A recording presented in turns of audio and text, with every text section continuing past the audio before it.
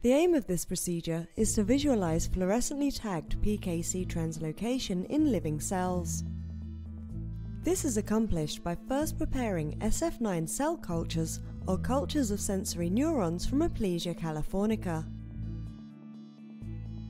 The second step is to express fluorescently tagged PKCs in the cells. The final step is to image PKC translocation in response to different activators using laser scanning microscopy. Ultimately, results can be obtained that show differential regulation of the different PKC isoforms by second messengers such as diacylglycerol through imaging of PKC translocation in real time using live cells.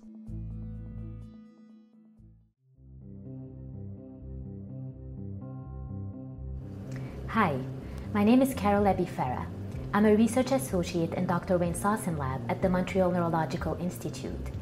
Today I will be demonstrating live imaging of PKC translocation in Aplysia sensory neurons.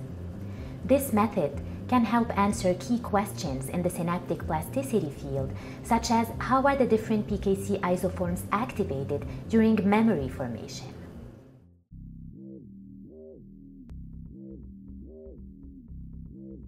To prepare the Sf9 cell monolayer cultures, in a tissue culture hood, add 8 ml of Grace's insect medium with 30% fetal bovine serum to a 75 cm squared cell culture flask. Then, thaw the frozen tube of Sf9 cells rapidly in a 37°C water bath by moving the tube back and forth for about 1 to 2 minutes. Next, transfer the Sf9 cells to the cell culture flask